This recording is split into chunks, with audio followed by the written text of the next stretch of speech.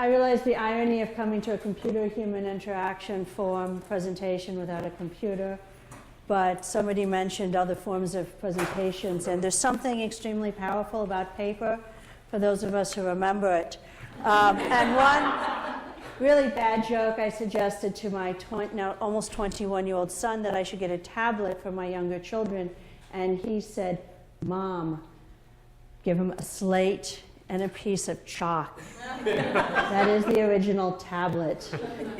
And so we painted chalkboard paint onto a slate, and they had tablets. Much cheaper. All right, so I'm talking about measurements and change, and interestingly enough, our last speaker brought up that example of energy consumption. Do you know, it turns out that the best way to get people to conserve energy in the houses is not to tell them how much energy they're using, but to tell them how much energy their neighbors are using. Because you will match yourself to your neighbor, which is kind of the whole point of this presentation. So when I gave the original talk, it was a longer talk, but we're going to focus on metrics and measurements. How many of you guys are expected to produce metrics or measurements or some type of thing at work? Okay, most of you. How many of you guys have metrics or measurements in your home life? Right? Your cholesterol numbers, your weight, the number of hours you watch TV. How many of you guys have those exercise devices, Fitbits, Fit things, Fits, yeah, right? We're tracking enormous amounts of information about ourselves. I know of one person who actually goes back at the end of the year and consolidates how many miles she walked and biked and everything else. Okay, most of us don't, right? Okay? I have a pedometer, I plug it into the computer, I download it, I have 2.5 years of, almost 3 years now of footsteps. I think I've missed 2 weeks. Have I done anything with that information? Absolutely nothing. Okay? But I back it up to make sure it doesn't go anywhere. Okay, so why are we obsessed with numbers, and what do we do about it? And what I'm going to challenge you guys to do as you go through this piece of paper is ask yourself not what do you want to measure, but what do you want to change? We're now 6 years or some number of years into the Great Change. And I'm going to ask you, sorry, I had to do that. What are you trying to change? Are you trying to improve a product? And what does that mean in terms of change? What are you guys measuring things, people who are measuring things at work? Why are you measuring things besides the fact your boss told you to? Anybody? Yeah? See if people are using the product that we're doing. Understand if they're actually making some kind of, it's making a difference in their... Okay. You're trying to change how they do their job and make it better. You're doing that by measuring how many people are using it. On the assumption that they're using it, you're improving their lives. Okay? Right? So you've made that link, right? Anyone got a personal metric they're tracking? Yeah? Well, I'm trying to improve my ratio of billable hours to non-billable. Yeah. Yes, because she wants to change the amount of free time she has in her life, right? She's trying to change the impact or the effectiveness of the time she's working. Anyone has a completely meaningless metric they're tracking at work? Yes?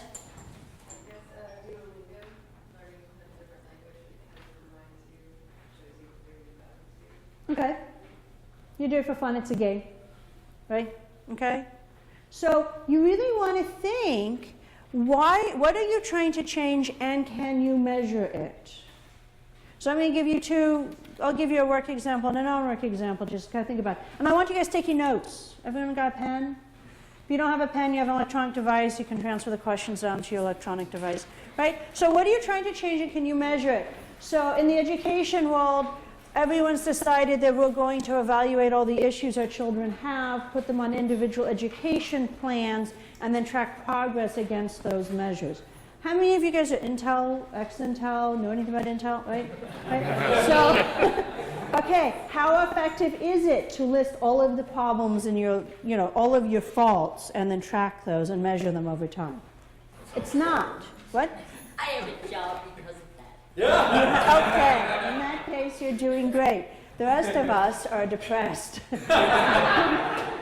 So really, you want to watch what you're trying to track, and can you measure it effectively, right?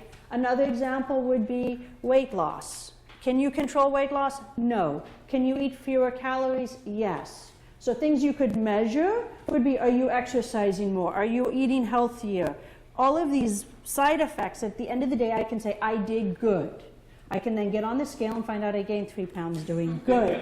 But I can control that, right? You can't control the stock price. You can't control how much it's going to rain outside. You can't control the temperature. You can't control any of those metrics. And so you really want to watch that when you're measuring things, there's something you can control. Because if you can't, you'll become managers asking people to measure things they can't control. And then you'll be an unemployed person trying to measure things you can't control. And it gets really miserable. So, first question to ask when you set up a metric system, and go back to the metrics you're working on at work and challenge them and ask them, what are they trying to change? Because you will cause change. If I arbitrarily decided that the person who is the closest approximation to the volume, cubic volume of 50 Coke cans gets a prize tonight, by the end of this evening, you guys would have all come up with an app to compute your volume relative to an 8, 16, 12 ounce, whatever the Coke can is. Okay? So people change depending on how they're being measured. That's why management systems in the 60s put in measurement systems. You measure people, they'll change. So it'd be explicit about what you want to change. The second thing is have a good understanding, and here's your little triangle, of whether or not your metric is controllable. Right? So I can control whether or not I get on the bike in the morning. I can't control whether or not my boss is in a good mood. Okay? As you move up the food chain and metrics, your senior high-level managers want to know, are you saving me money? Is there a knob at your workplace that says, I saved my boss money today? No. Right? There's no knob you can change in the factory to say, I increased yield, I had more billable hours right now, right? So she's tracking how many billable hours she has. She can't get up in the morning and say, I'm going to have more billable hours. However, she can get up in the morning and say, okay, I have the following 6 things to do. 5 of them are billable. 1 of them isn't. I'm going to do the billable ones first. Right? So that's a controllable thing. So as you go up the food chain, that's what managers care about. You lose control. As you go down, you get what used to be called a fair day's work. Any of you guys do lay tile, home remodel, paint a room? The Maker Society, right? Why are people back making things and cooking? Because at the end of the day, you have something tangible that you can say, I did something. We have this huge need as human beings to feel like we've accomplished something. If I've got 6 more people to come to a website that waste their time, if I get paid by it, I'll do it. You know, but at a certain point, you're like, no, this isn't meaningful, right? So be really clued into, you will have uncontrollable metrics you're going to be asked to measure, but make sure they are being supported by controllable metrics and actionable metrics. Otherwise, you're just running yourself around on a treadmill. Yields are down. Revenue's down. Why? I don't know. Can I do anything about it? No, just get the revenue back up. Okay, I'm going to go and look like I'm really busy to get revenue back up. That's not helpful. That's not a helpful metric, and you just burn yourself and your people out. Questions? Yes? If you're really going to do W. Edwards Deming literature on process control and system management, why not any of this usability studies? So let me get to that at the end in a second. But the short answer is that I actually grew up in process control at Intel's high volume. Oh, have I read any of the Six Sigma, Deming, process control type things in terms of metrics? Yeah. And apply to usability. I don't know how to apply it to usability, but I grew up in the process control world in the Intel factories. You can apply process control to CPU design, software design. You can do it. You do things once one way, you put in processes for the others, and you watch things when they get out of control. So the last one is, how many metrics can you manage? How many of you guys have dashboards that you manage at work? We all do metrics, right? We have dashboards. How many of your managers want you to have 15, 20, 30, 40 things on your dashboard? Okay? And you say, you really can't track, but I need all that information. No. Someone went off and did a study. How many things can the average man keep track of at a time in terms of a prioritized list? It's way less than 5. It's 1 or 2. The argument is women can do maybe 3. But in truth of the matter, and it's a maybe, the bottom line is people can keep track of 3 things. The example I'm going to give on that is, well, most of us, some of us are old enough to have gone to the doctor and given the lecture, you should improve your cholesterol, right? Go fix your cholesterol number. Can you directly control your cholesterol? No, but that's another question. So what do I need to do? Well, there's 10 things. You need to eat 7 fruits and vegetables. You have to exercise. You can't eat any eggs, right? You've all seen this list of the 10, the CNN loves this, the 10 things you need to eat, or the 10 things you need to do to be healthy. It's everything's 10 things. Nobody is going to do 10 things. They're going to do 1 or 2 things. If I tell you the most important thing for you to do to control your cholesterol is to get a pedometer and do 5,000 steps a day, you can do that. It's 1 thing to focus on. Same thing if you're managing metrics and numbers. Fine, you're going to cycle them in and out. But 3, that's it. 3 numbers. Anything else, you're just fooling yourself and you're generating numbers for the sake of generating numbers. A couple of resources. Edward Tufte is the god of all things data display. Stephen Few is the god of all things dashboard design. Tufte hates PowerPoint or anything to do with Microsoft, and so he's more artsy. 1 second.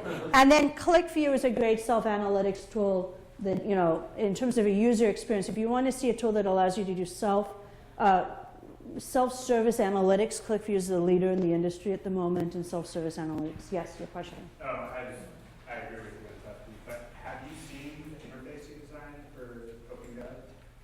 I haven't seen his. Okay, I haven't seen his newest stuff, but his books. The basic idea is, when Tufte started writing books, he said, "Look, you used to have a piece of paper that had a lot of pixels on it, or a lot of ability to put print.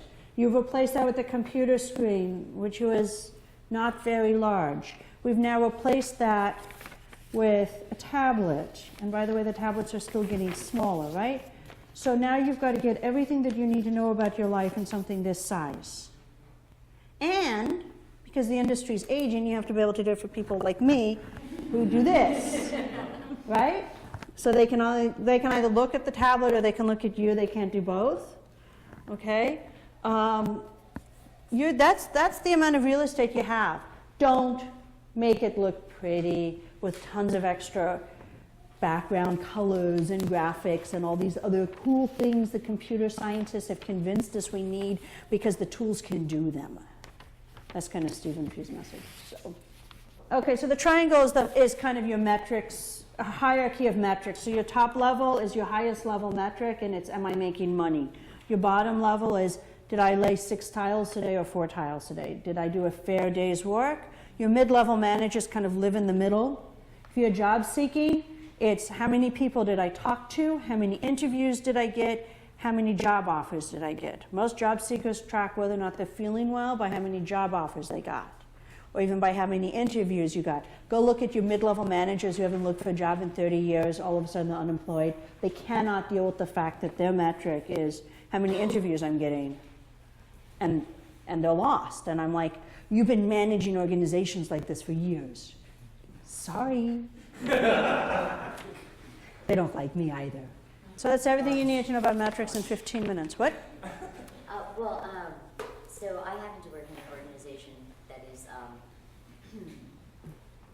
intent on having 15 plus metrics to manage a sales group.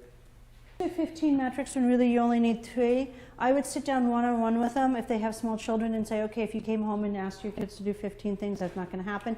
But if you told them when they come into the door, put your coat here and your shoes there, and we're good, and we'll get you to the coat and the shoes today, and then next week we can worry about the coat, the shoes, and the homework. That usually resonates because their houses are completely out of control. Right? So it's that, and then it's the other thing of how many things can you keep track of before you've had your coffee in the morning? And if they can keep track of 15 things, forget it, you'll never win this conversation. But generally, you can convince them that their team can only manage to the number of things that they can keep track of before they've had coffee.